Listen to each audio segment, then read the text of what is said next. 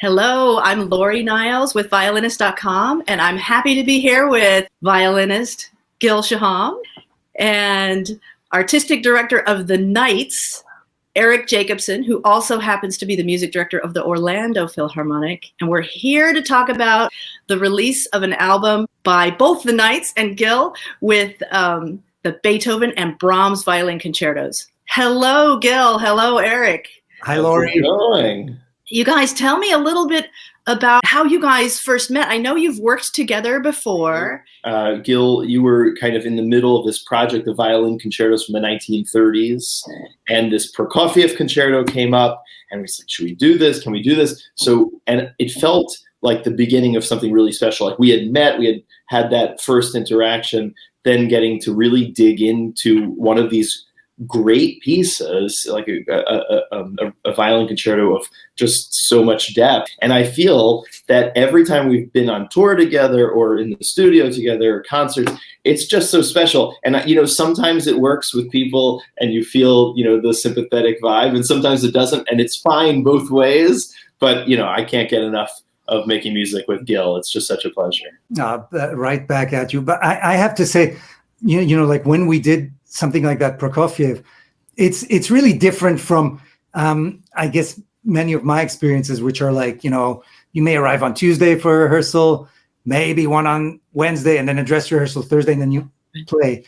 For me, I love working with the Knights, even though, they are based in Brooklyn, and they are musicians of such mastery, of such caliber, that when it comes to go time, they like to have fun, and they go out of the box, so they will play, wearing a gorilla suit or something something like that.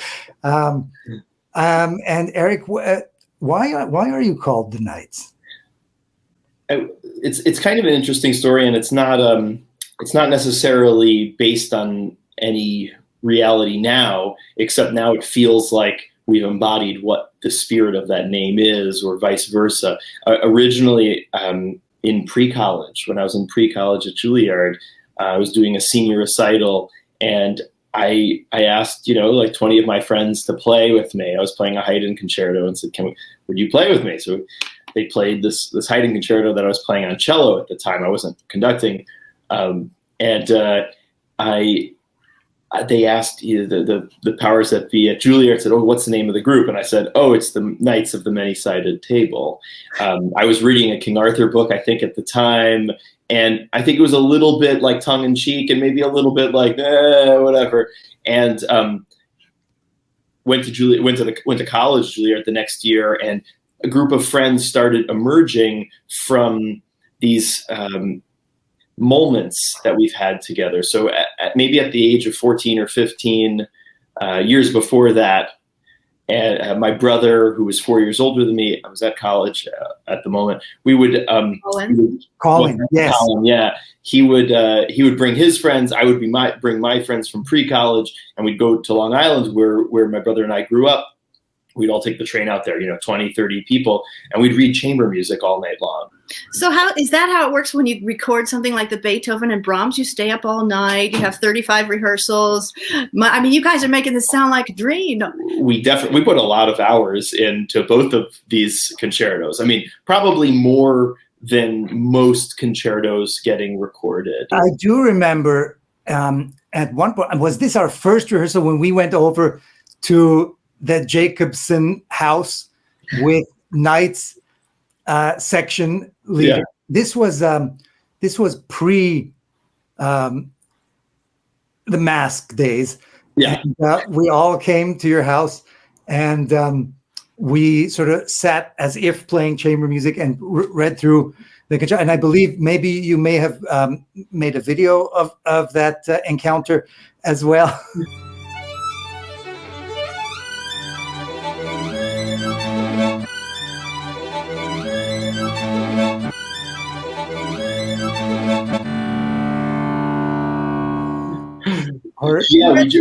Both concertos, or what was it? Do you remember? I think we read through both, and what we often like to do this, where in the first rehearsal, I might say the most because I've spent the most time, going into the score. But our hope is as soon as possible, everyone in the orchestra, soloist, of course, and orchestra, everyone has the mandate, or at least the open possibility to contribute in any way she or he pleases. So before we do that, often, but whether it's a Beethoven symphony or a violin concerto, we will sit as, say, the principal string players, myself, principal wind players, brass, depending on what the type of piece is, and just play through the piece, even though the voice is missing, doesn't matter, and you start getting on the same page. Before we talked about Beethoven, Brahms, I was very lucky.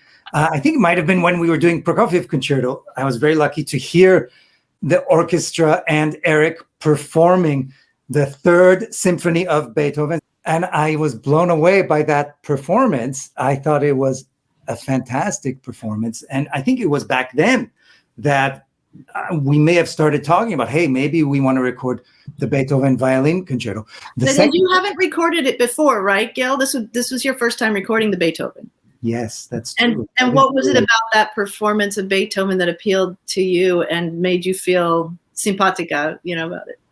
I felt that it caught the spirit of Beethoven.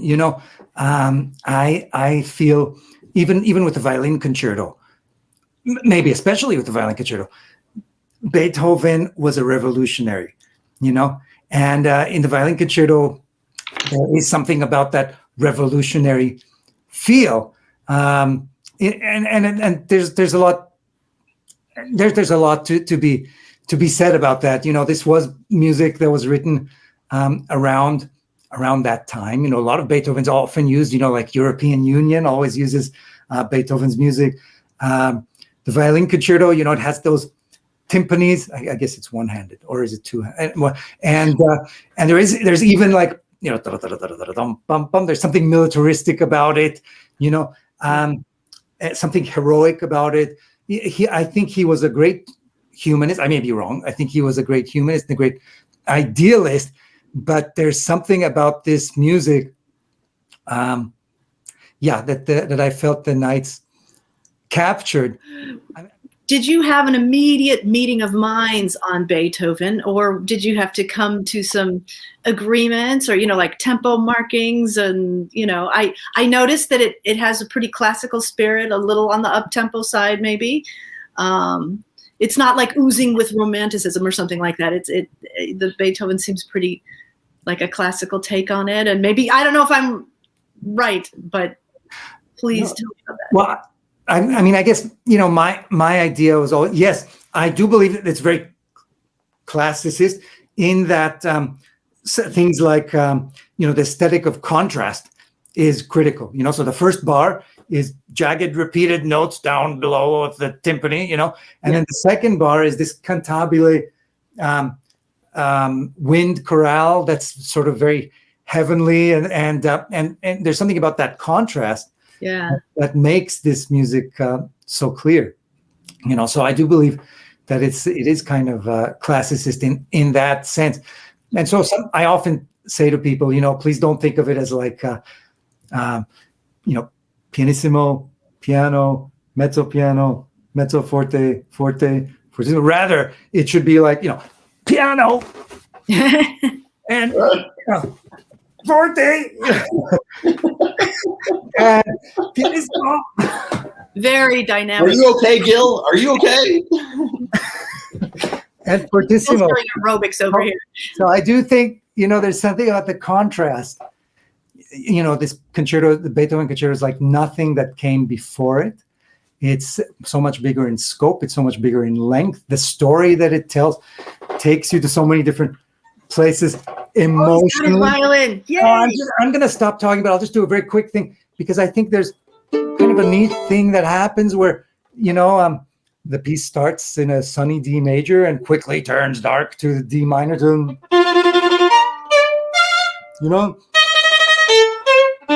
And somehow this melody, somehow that, 25 minutes transforms to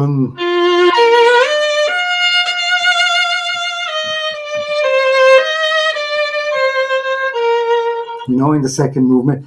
And of course, by the end of the piece, it transforms to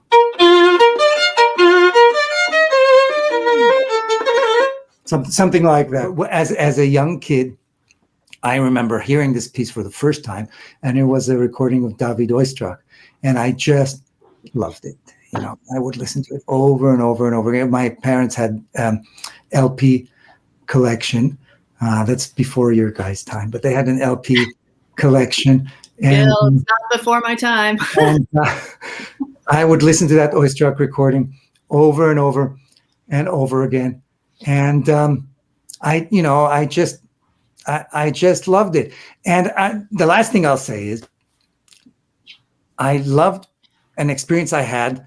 I want to say it was in Indianapolis when I played the Beethoven Violin Concerto. And I was looking at this young person in the orchestra. And I mean, in the audience, she couldn't have been 13, 14. And the orchestra started, they spin that melody. They go on.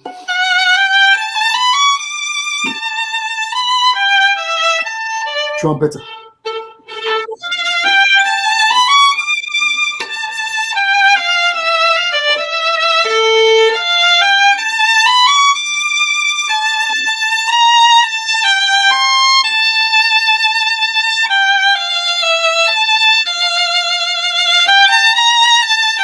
And I'm looking at the expression on her face, and she's just, this is the most beautiful music I've ever heard in my life. And you know what?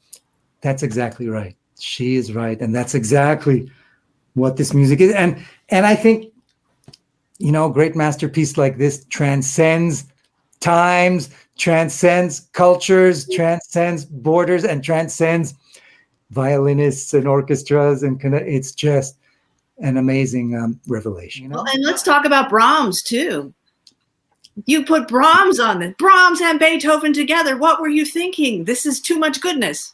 I remember so clearly being on the phone with you and doing, having, and you've talked about this, how the two pieces are, they're sister pieces. They're siblings, no question. And they're meant as, I think they're both meant to lift our souls, right? In some ways, like in totally different ways. But there's dark and there's they both play with light and dark in a really special way. But they are, in some ways, real companion pieces. And it took this project for me to realize that. Me too. Gil, how did you convince him? I can't remember. I think I said, look, they're both in D, and you know why they're in D, right? D D D D D D D D D D D D D. No. Laurie and I, we were maybe discussing this the other day, where the premiere with Johannes Brahms conducting and his lifelong friend and famed violinist Joseph Joachim playing the violin part. The premiere contained both concertos, the Beethoven Violin Concerto and the Brahms. And to wax a little mushy here, making music is really a very intimate bonding experience. You're literally breathing together for many minutes, and as you say, there's many non-verbal communications occurring. If you stop to think about the relationship between Brahms and Joachim, friendship was a very important and prominent issue in their relationship. And even from the time they were young, they would philosophize about, should we get married or should we stay single? And, all this kind of stuff. And Brahms famously said, I'm going to get this wrong, but it's something like, marriage, I will never be fettered by such things, marriage and family. And Joachim responded with, yeah, sure, you'll be free, but you'll be lonely, right? And that's the whole frei aber einsam in German, F-A-E, those notes, F-A-E. But I believe that there's a good chance this violin concerto is telling of Brahms's ideal of friendship. I believe that for Brahms, friendship was really the single most important human connection, and I believe this concerto was about friendship, and his friendship with Joachim in particular, and maybe friendship in general. Look, that opening melody first comes empty. It's in unison. There's no harmony. Then it comes in that kind of canon between the cellos and violins, and somehow that doesn't feel quite right, and then the solo violin takes it next level, storm and D minor and kind of improvisation, and then it's just like, this doesn't seem right for the melody, no,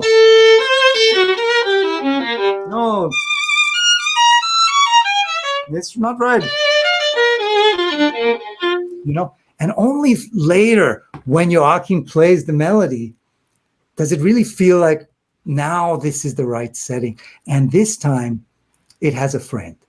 And the friend, of course, is in the viola part that's playing these.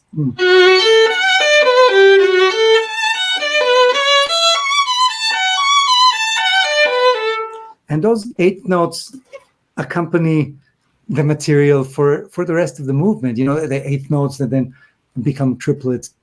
If I could bring it back to a question that you asked, Laurie, which was, did we have arguments or disagreements about how to make music and how to do things? And no matter what, if someone presents an idea, you should do it as much as you can, truthfully and honestly, before one decides that it's wrong. Like, what were the times where you just like went nah? Before the recap. In the first movement of the Beethoven Violin Concerto, there's a moment of real questioning where there's like a horn. It's just written 4 quarter notes, and then there's a statement from Gil and a response, and it goes back and forth. And there was this push and pull that Gil wanted. It was an ebb and flow. There was not ocean waves, but like the lake waves at night, where it's just very simple, where you were going for, how does this feel pensive, but also like struggling to move forward. So the way that we decided to do it was like, there was a pull and then a release, and a pull and a release. And it actually, I think it ended up really, really special. Now I want to go find that place. It's the, that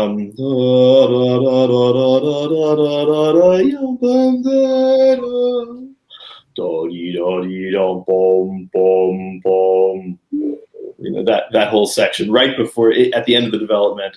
It's probably 14 minutes into the track.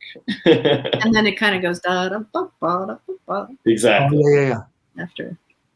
I actually enjoy when there is something of like, is this going to work? And then you have to have it. I regularly say, I love it if there's an idea that comes out of a rehearsal that wasn't mine, and then I can own it. Because if I could own someone else's idea and do it with the feeling that I believe in it so strongly, instantly a connection is built. And then the orchestra, we as a group now feel something almost like, we have like a blood oath, like, we've done this thing together. We could, we own it together. Thanks for making this recording, everyone. It is a beautiful recording. It's out March 12th. I want to thank Eric also, and the Knights. And, maybe we should mention the cover. The cover is beautiful. So tell us the story of that. You were playing for a picnic for Brahms and exactly Beethoven, it appears. The flutist in the Knights, Alex Sapp, incredible musician, artist, human. She's been with the Knights since the beginning. She wasn't able to play on this recording with us. We wanted her on this album somehow. Not only does she play the flute amazingly and sing vocals with Paul Simon, but she also is a visual artist. And so we asked her, could you see a way into this? And she gave us the most incredible thing. When I saw the cover art, I was like, okay, I don't want to just listen to this on Spotify. I want the actual CD. I want Thank you. Same. I feel like that amount of creativity needs to go into everything that's put into the world right now. So very, very elaborate liner notes by a historian as well, which you don't get on Spotify either. So yeah, and just it was a labor of love of such amazing, accomplished people, and I feel very lucky to have been part of it. And thank you all. well, thanks for being with me today, and everybody, check it out, March 12th.